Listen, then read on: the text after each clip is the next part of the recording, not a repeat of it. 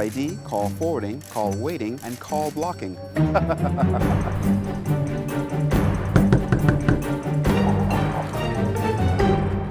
I think it's time you cut the blue wire. Cut the blue wire. Save up to $250 on your phone features with RevVoice. Get RevVoice. Save money. Prime Minister Perry Christie defends his name, telling Parliament he's not corrupt. The grieving government high school community remembers the life of a student who was killed on her way to school. A routine traffic stop allegedly left one woman battered and bruised. Plus, hot cross buns are flying off the shelves, but it's not too late to get some. We've got those stories and a lot more coming up tonight. I'm Dana Smith, and NB12 starts right now.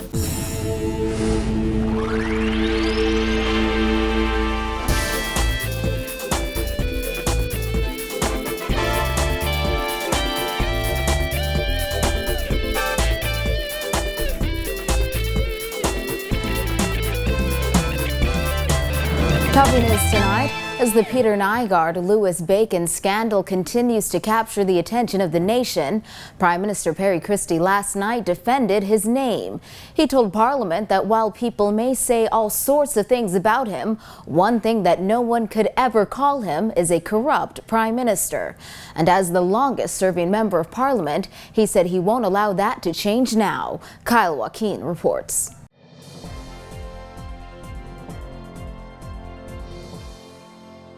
Call me what you like, and they have. Assail me as you will, and they do. Attribute to me all the manner of transgressions that you wish. But the one thing, Mr. Speaker, I have tried to maintain is they could never credibly accuse me of being corrupt. Christie said now that the sun is setting on his career in public life, he can't allow a scandal like this one involving two life-for-key billionaires, an environmental group, alleged hitmen and reported plots of murder to tarnish his name. And whatever human imperfections that I have and that are manifested, I have always tried, Mr. Speaker, to make the right decisions. Always. And I have always advocated to those around me how important that is. He said for him, his reputation in this regard is what's most important. Not power, not pomp, not circumstance. Mr. Speaker, not any such vainglorious thing, but rather my reputation as it exists in public life. That's what matters to me most. Christie said his political career spans longer than anyone else's in Parliament and that he guards his integrity with his life. I try not to sit back and take licks when my detractors, be they inside this honorable house or outside it, have tried to tarnish my reputation for integrity.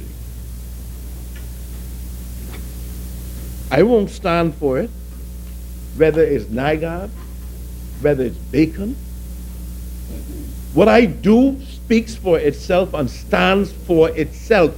Christie said when he became Prime Minister in 2012, anyone with sense would have seen and read what he called the continuous saga of Nygard and the Bahamas.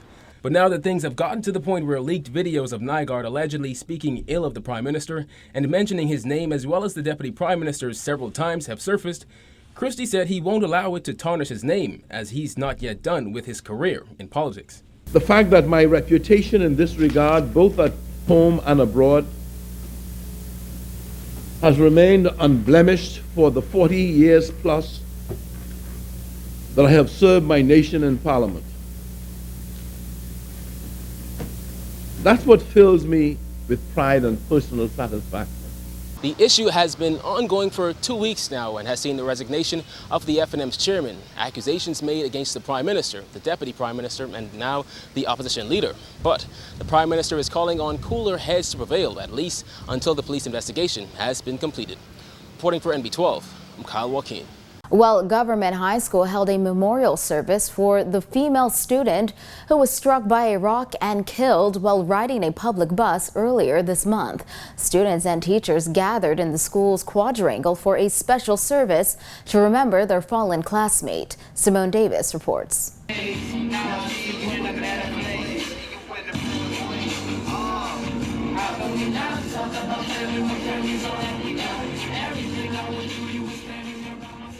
Kind, respectful, hardworking, and soft-spoken are just a few of the words used to describe Ms. Ilani Bucamps today as the staff and students at the Government High School held a memorial service to celebrate her life. Ms. Ilana's teachers, Tracine Thurston and Rosemary Lang, shared their fondest memories of Ms. Ilana in an emotional tribute.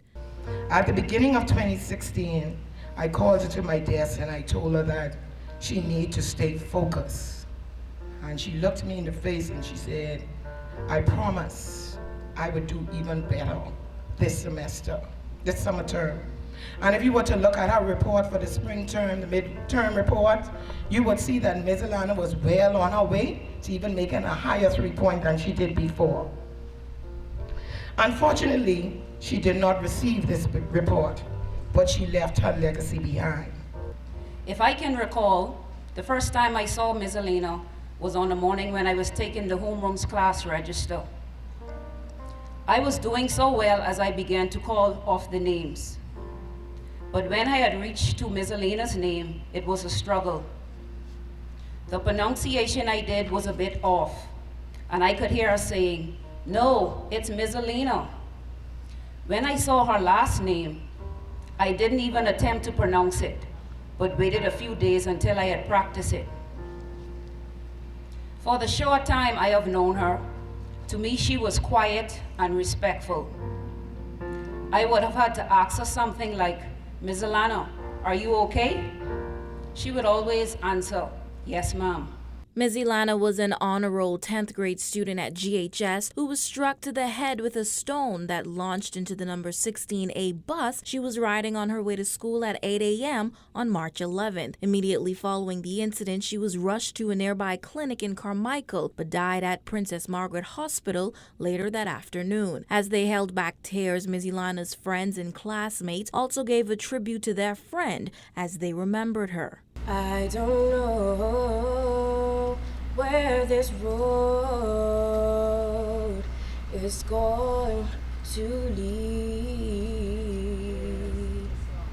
All I know is where we've been and what we've been through. I remember when you used to call me just to say hi, and when you told me that my hair looked very nice. I smiled at you and said thank you. I remember when you didn't know teenage decoration and you asked me to write it out for you, and I did just so. Ms. Ilana, it still hurts me to believe you're gone, but I'm glad to know you're in a better place now.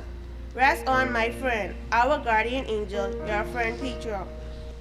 I miss you, my friend, the funny way you called my name. I miss the bond we made before you left us. Mizzy, I miss our 4 years friendship. Rest in paradise. Yours truly, Trevana. During the memorial service, teachers urged students to follow Ms. Ilana's legacy and soar for excellence as she always did. I've known Ms. Ilana for the past 6 months, and I found her to be an outstanding student in my hospitality class. Ms. Ilana will always volunteer her time and skills in the preparation of foods for other departments within the school. Today, if you would pass by my classroom, her desk is vacant, and she will be missed by the hospitality department. Guest speaker at the service, Cynthia Mother Pratt, also urged students to live in love and always be respectful. She was in a bus, doing everything right, doing well in school, having respect, being an example of what a student ought to be. And then came death. That is not indicative of us as a people. As Bahamians, we don't act that way. But the word love, L-O-V-E, and I heard Ms. Dames this morning talk about love, showing love. We don't know what tomorrow holds.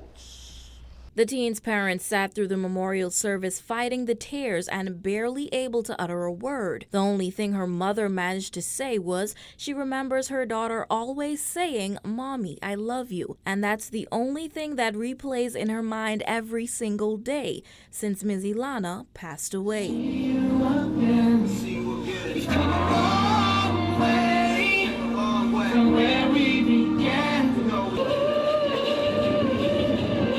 Reporting for NB12, I'm Simone Davis. One woman is speaking out after undergoing what she terms a traumatic experience with police. She claims a routine traffic stop ended with her being battered and bruised. Giorgio Bain reports. Latia Lightborn said what started off as a routine traffic stop ended up with her on the ground, battered and bruised, and she still has no explanation as to why police officers may have treated her that way. Lightborn is starting over as her photography business closed. She has recently gotten into the taxi business and says that after completing a drop-off at the airport on Friday morning, she noticed a police officer in the distance conducting vehicle checks, so she fastened her seatbelt only to still be pulled over. When he pulled me up, he started writing me up without even looking at me. And I said, "Sir, what are you doing?" He said, "I'm actually writing you up a ticket." I said, "Ticket for what?" He said, "Well, failure to put on your seatbelt." And immediately I turned around and I asked him, I said, "So how much is your ticket?" He said, $100. So I told him, I said, "Well, sir, I don't have $100, so I don't even know why you write me up. And for one, I really wanted him to look and see that I have on a seatbelt." Lightborn says without even noticing that she had on her seatbelt, the officer continued writing the ticket. When asked her name, she says she complied. She claims as he began to take her name and license plate from the vehicle, she questioned the officer as to if she could have a word with him, and she was denied. As he getting this information, I came out of the vehicle, but I still had to unloose that same seatbelt what he said I failed to have on. Went in my back trunk because I still had some documents inside my back trunk. When I came out of the vehicle going in the back trunk, he went in the middle of the road, pull over, must have put 3 or 4 extra cars behind me. And I turned around and I said, "Sir, I still would like to have a word with you." He shouted at me in the middle of the road, "Miss, I don't have time for you." When I looked at the back of me, there was another police officer was pulling over. But when he pulled over, apparently he was heading to my vehicle. So he turned around and told his, I don't know if they call it comrade, and said, "Well, deal with her." Lightborn said she was relieved that another officer could hear her side of the story, so she quickly began to explain. However, according to Lightborn, the first officer quickly ended that conversation and asked her to remove her vehicle. She said she then asked him to allow her a chance to talk to the second officer. The officer then reportedly asked Lightborn if she wanted him to remove the vehicle for her. She said, and that's when things got nasty. He spun me straight around, back and forth, back and forth. Next thing I know, my body's hitting against the vehicle. Next thing I know, he took his foot, put it behind my foot, and slammed me to the ground. When he slammed me to the ground, I was able to get back up because I'm still trying to figure out what is this all about. Lightborn, then dressed in heels and a skirt, said she was humiliated by the way the 2 male officers allegedly treated her. She said she tried to get up from the ground as she could feel that her body was exposed and keeping in mind that others were watching. But as she attempted to get up, she was slammed to the ground again. Next thing I know, the next officer, he put his foot, when Mr. Wims took one foot and put it behind one leg to slam me on the ground. The next police officer came and took his next foot and slammed me on the ground. And that's what actually caused me to have further chest pains. For days I had chest pains. They took Wims, I remember taking his knee, pry it inside my chest. When he needed to turn me over, he took his knee and I could feel the pressure in my back to put a handcuff on me and still failing to tell me, "What are you arresting me for?" It got so vicious to the point where I was on my shoulders. He slapped me on my shoulders. I could not sleep for days. I thought it was only because of my wrist, because on my wrist is bruised up. On my arms is bruised up, but not knowing that he slapped me on my shoulder, and that's what actually caused so much pain. My finger itself, I don't know if they have some kind of technique, but he actually sprained my whole entire finger back. This was actually bruised and swollen for a good 2 to 3 days. Lightbourne says after being taken to the police station, she was able to speak with the officer in charge, resulting in her being released shortly after. She filed an official complaint that she says she's now seeking legal advice on. Due to the matter still being under investigation, police officials say they weren't able to comment. Reporting for NB12, I'm Georgie O'Bain. Stay with us. There's more news after the break.